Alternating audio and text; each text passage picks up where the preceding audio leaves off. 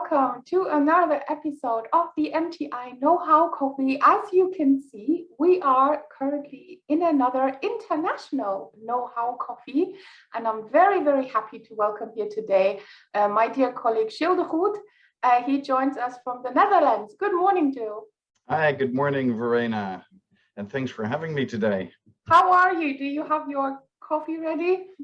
I have a bigger mug ready. A bigger one, bigger than me. That's biggest. Bigger. Usually I have the biggest cup of coffee. Yeah, I know, that's why I brought the big one. Gilles, for the people who don't know you yet, just give a quick introduction of yourself. Okay, yeah, hi, I'm Gilles de Groot, Dutch born and raised. I have a background in logistics, but primarily sales. I've been in sales for over 30 years, all kinds of different roles and responsibilities. Always been passionate about sales, but primarily the people in sales and the customers. That was really what I enjoyed best. And about 12 years ago, I started for myself because I really wanted to focus on development within sales. So working with sales, marketing, customer service, everyone that's customer facing, and help them develop. And I've been doing that ever since for a large portion together with MTI, and I'm loving it. So, yep. Awesome. And it's that passion for sales that is basically why we're here today as well, because you brought a very, very exciting topic, changing sales environment. Yes. And now, we all know that especially the last couple of years have changed our entire environment, actually, the entire way we work, but it has changed the way we do sales very particularly, hasn't it?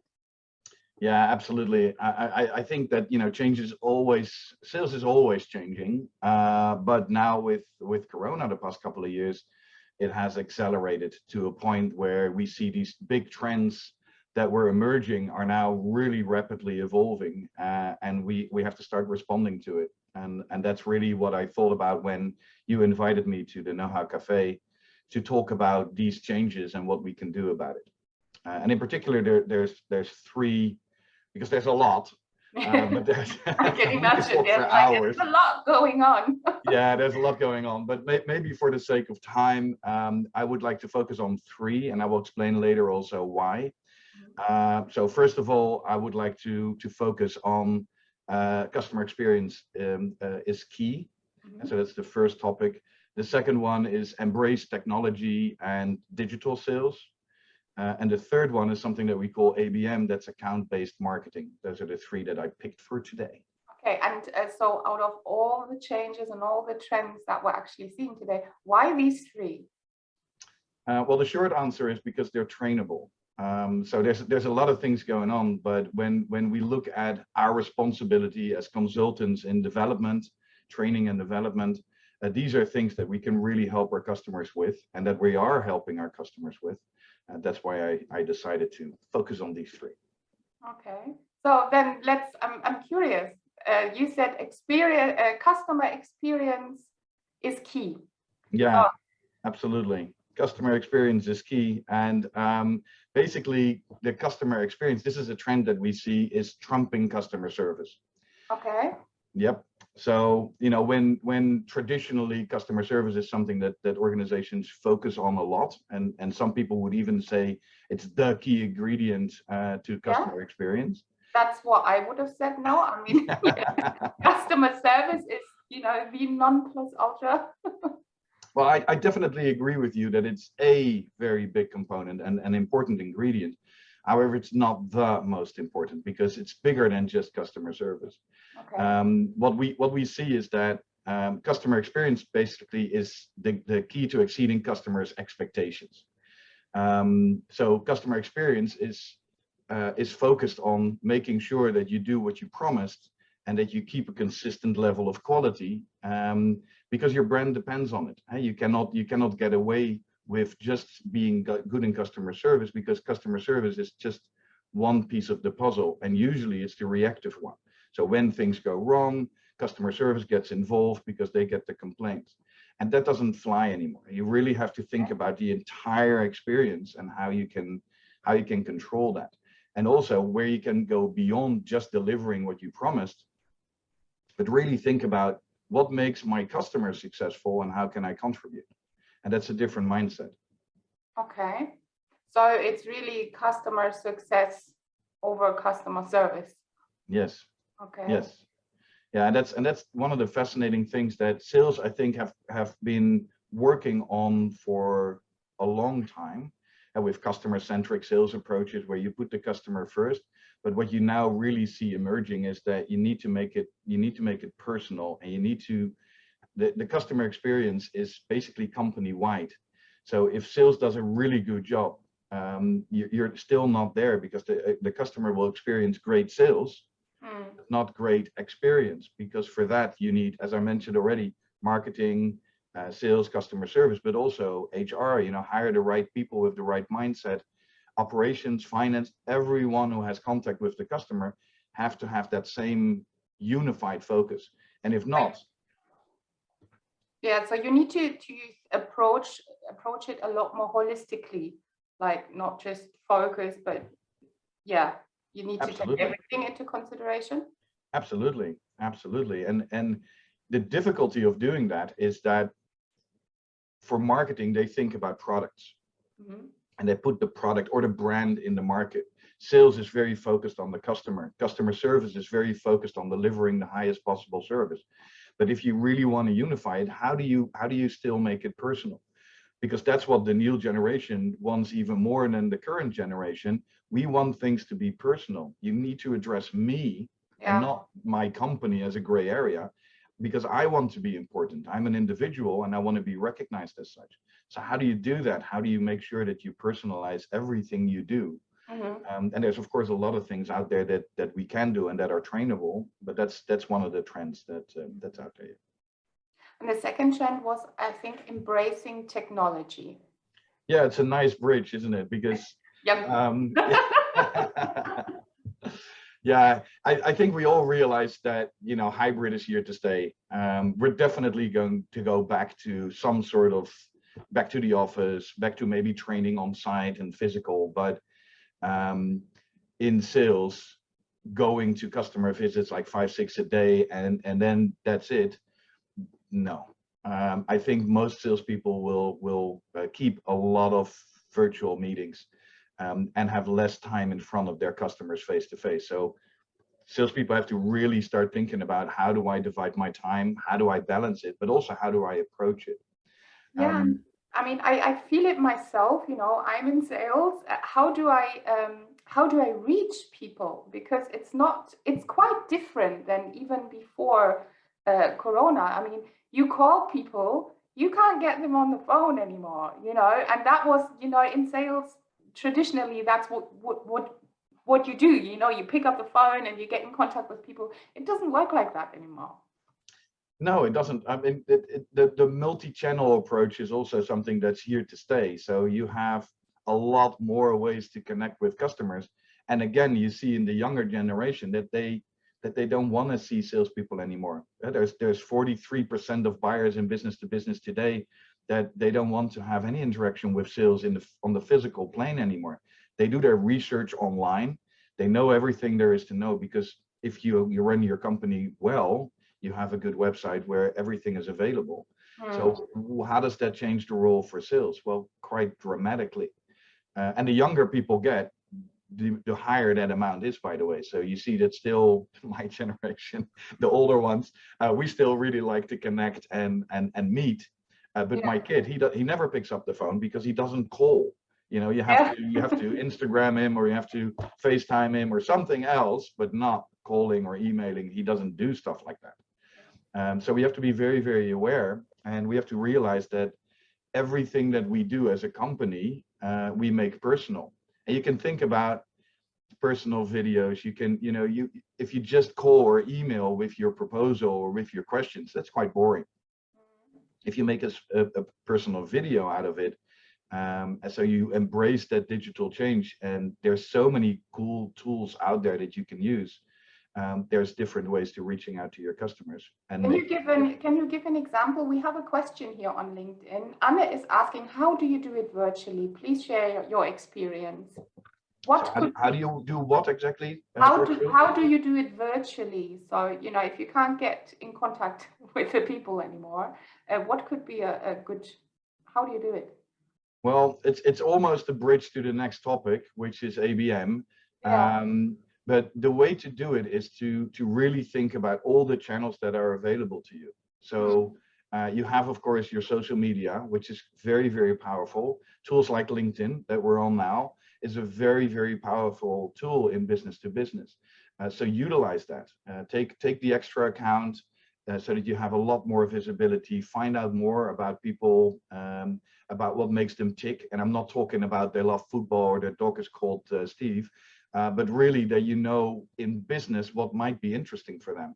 Because if you know what makes me tick and how I want to grow my business, you can reach out to me with suggestions on how to do that. And you could do that through LinkedIn, but you could also use Instagram. You could use Facebook for the older generation. But there's a lot of different things that you could do. And even if you cannot reach people, don't send them an email with just, I tried to reach you, could you give me a call back? Because as I said, that's boring. But you can send a personal video, and at least that will make you stand out. Where you do something. Yeah. Yeah, I like that. I like recording a little video message. It doesn't take a lot of time. Or you could even, and I think you've done that before, instead of sending, you know, your proposal just by email in a PowerPoint or something, you've recorded it and recorded yourself while going through the proposal, and they're already making this personal contact. Absolutely. Yeah.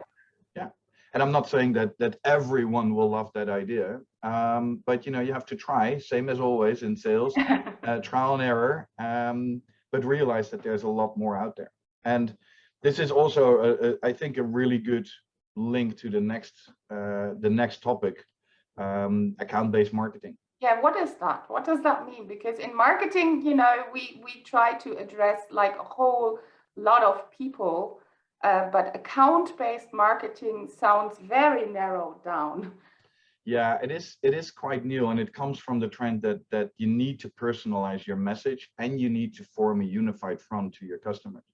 So as I mentioned earlier, the traditional approach where sales is working really, really hard in their silo to reach out to the customers, get in front of the customers and talk to them, and you know, try to find out their needs and requirements, and then bring that back and then talk with the organization about delivery, and then being confronted with marketing materials that don't really fit the market in the eyes of sales. Yeah, that's really that silo thinking. That's gone. Okay. That's really that doesn't fly anymore at all.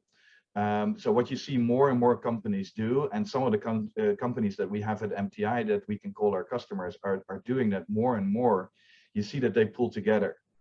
And it's not just key account management where they put together teams. No, it's really a concerted approach where they think marketing, sales, customer service, those three, they have to be completely and utterly aligned so that the message is congruent, but also very, very uniform. And that everyone also lives the brand, if you like. So it's not just doing, but it's really showing everything you do is in line with the message that you want to get across. Storytelling is a very powerful tool in that respect. True. So these are, you know, we've looked at three trends that are major trends. I think we all see that, and I know that you consider them important, but I'm wondering, what does that mean for companies now? You know, what are the implications in terms of how do I support my sales team, or how do I train them? What do I train them? Well, first of all, I would say stop doing sales training. What? Yeah. Come on. I know that quite a few companies and people will, you know, will be surprised and quite frankly disagree. I think, you know, you can't stop sales training. we have a lot of projects in sales. I know. Yeah, it's always funny when I say that. As a trainer, I don't believe in sales training. But let me clarify. What I mean with that is that training sales specifically is just another form of silo thinking.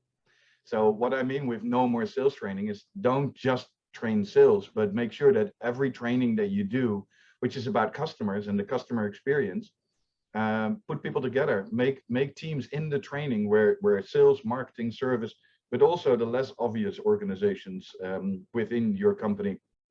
Think about finance, think about operations, think about HR, and include them in your trainings so that they together work out what the message to the customer would be, should be, what the approach is that you want to take, and what that means for HR in hiring new people, in buying new trainings, in working together with companies like MTI, in developing not a training, but a whole sustainable training path, a learning journey where people just constantly go through and never stop learning because the customers never stop evolving. So you're not actually saying no more training. No more sales no more training. training. No. Yes. It's just you need to train different things and with a different focus, different skills. I mean, if we just said, you know, embrace technology, and you need to make it personal, and you need to be able to figure out how do I get in contact with my, you know, with my prospect now. That requires a whole lot of different skills, much more personal skills. Absolutely, absolutely. And I think also when you think of the big picture and you start stepping away from just the skill set that is needed, it's really about redesigning, if you like, the whole customer journey. And so we traditionally look at the sales cycle. Luckily, we have been starting to focus for the past 10 years on looking at the customer buying circle, which is much more relevant. But I think we need to rethink that. We need to redesign it. The basic steps might still be quite applicable, but the way that we deal with it, the way that we interact is really different. And not one of us can do that alone. We need the entire organization to tie into that and help us redesign that. And trainings are a unique opportunity to do that, because trainings, you know, I haven't been in a training for a long time in which the trainer is just sending information and showing PowerPoint slides. It's not like that anymore. It's really interactive. Yeah, exactly. I think that's changed quite a while ago. You know, it's much more interactive, and the input part is very often done differently through learning nuggets or self-learning phases, etc. Yeah, exactly. So except for sales training or a different focus of sales training, what other implications do these trends have for companies? Yeah, well, many, because it also means that if you really want to do this well, we recently did a whole training program on value-based selling, which basically says we're going to put our customer first, a customer-centric approach. Okay, that's nothing new, but value-based selling is really focused on that individual value that you perceive, that you experience as a person, not as a customer, but as a person within that organization, that customer's organization. So the implication for organizations when we say you need to look at this completely different means that not only in training, but also in the organizational structure, they have to get out of those silos. They have to start really working on, like ABM, for instance, that you no longer say we're gonna look at marketing through a product point of view, but we're gonna look at marketing through this specific customer group point of view, and that's different, and it's not easy to do because it really requires a re-engineering of your organizational structure. We're almost at the end. Time is always flying by. Thank you very much for giving us a short introduction to trends, sales trends, and changing sales environment. And I think it's a very complex topic. And I know that for many people, you know, probably they will now think, oh my God, you know, everything is changing so much. What can we do? And if you would like to have just a consulting session with us, with Gilles de Groot, and if you just want to brainstorm and to exchange some ideas how you can change your sales training or support your sales staff in future, then please contact us. You will find the contact details, as always, in the YouTube info box. We will make contact with Gilles, and I think you'd be more than happy to have a look at what's going on with people. Absolutely. Great. Thank you very much. I wish you a very nice Thursday. Happy weekend already. Thank you everybody for joining. And Björn is already saying thank you. That was very inspiring. We have, I have somebody else, I want to say it. Daniela said that was very inspiring as well. Thank you, Jill. And yeah, I'll see you all next week. Bye. Bye, everyone.